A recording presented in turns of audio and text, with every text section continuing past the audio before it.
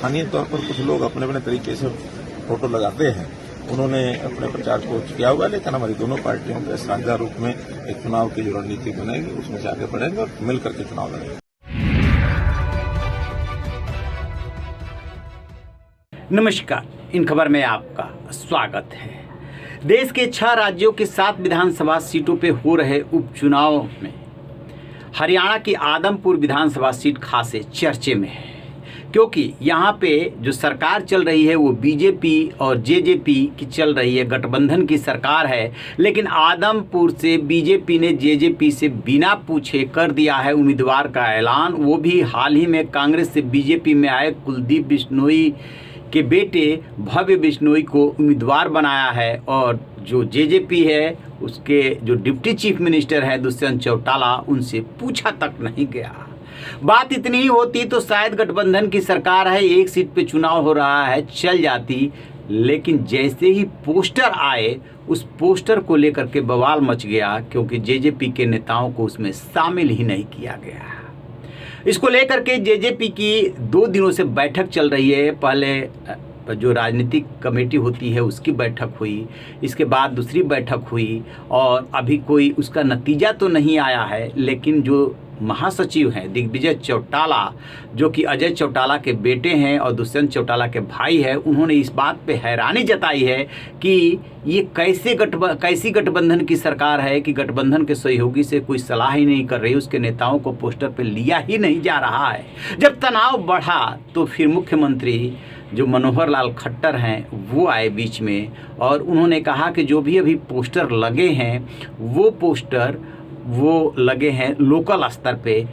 अब जरा सुनिए कि क्या कह रहे हैं। अभी कोई पार्टी के नाते से कोई ऐसी योजना बनी नहीं है। जब ये चुनाव का उभार होगा, अभी तो स्थानीय तौर पर कुछ लोग अपने अपने तरीके से फोटो लगाते हैं, उन्होंने अपने प्रचार को किया हुआ, लेकिन हमारी दोनों पार्टियों के साझा रूप में एक चुनाव की जो रणनीति बनेगी उसमें से आगे बढ़ेंगे और मिलकर के चुनाव लड़ेंगे। जैसा कि आपने सुना, वो कह रहे हैं कि लोकल स्तर के नेताओं ने लगाया है, जब यहाँ से पोस्टर जारी होगा यानी कि प्रदेश स्तर से, उसमें जेजेपी के नेताओं को शामिल किया जाएगा। दरअसल जो जेजेपी की खींच है या जो नाराजगी है वो सिर्फ इतनी सी नहीं है, इसके बैकग्राउंड में कई घटनाएं हैं। अभी जजपा के विधायक है रामनिवास सुरजाखेड़ा, वो जो है उनका बीजेपी प्रेम बढ़ गया था। वो खादी एवं ग्रामोद्योग बोर्ड के चेयरमैन थे। जब उनका बीजेपी प्रेम ज़्यादा बढ़ता हुआ दिखा तो उन्हें पद से दुष्यंत चौटाला ने हटा दिया। ठीक इसी तरीके से जजपा के यानी कि जेजेपी के संस्थापक सदस्यों में से एक दुष्यंत चौटाला के विशेष सचिव रहे महेश चौहान समेत 150 जेजेपी नेता 16 सितंबर को बीजेपी में शामिल हो गए। वो भी नाराजगी है। और इसी बीच जब टिकट डिक्लेयर किया गया तो इनसे सलाह तक नहीं ली गई, इनके कैंडिडेट उतारना तो दूर की बात है। और उसमें भी आग में घी का काम किया कि जब पोस्टर आया तो उस पोस्टर में किसी भी जेजेपी के नेता का नाम शामिल नहीं किया गया।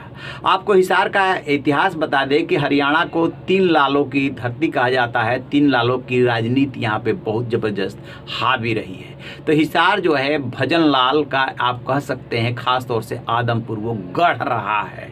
यहाँ से भजन लाल से लेकर के उनकी पत्नी, उनके बेटे कुलदीप बिश्नोई और अब पोते उम्मीदवार हैं, वो तीनों तो जीत चुके हैं, ये उम्मीदवार बने हैं।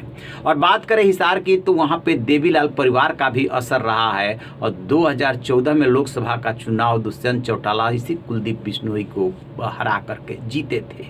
तो जेजेपी और चौटाला परिवार को ये बात खल रही है कि जहाँ पे हमारी पार्टी का भी असर है वहाँ के पोस्टर में नेताओं तक को शामिल नहीं किया जा रहा है। और उधर जो है कुलदीप बिश्नोई और उनके बेटे भव्य बिश्नोई के मन में कहीं ना कहीं ये बात है कि आदमपुर की सीट तो हमारी है, हमारा गढ़ है, यहाँ से हमें कौन हरा सकता है।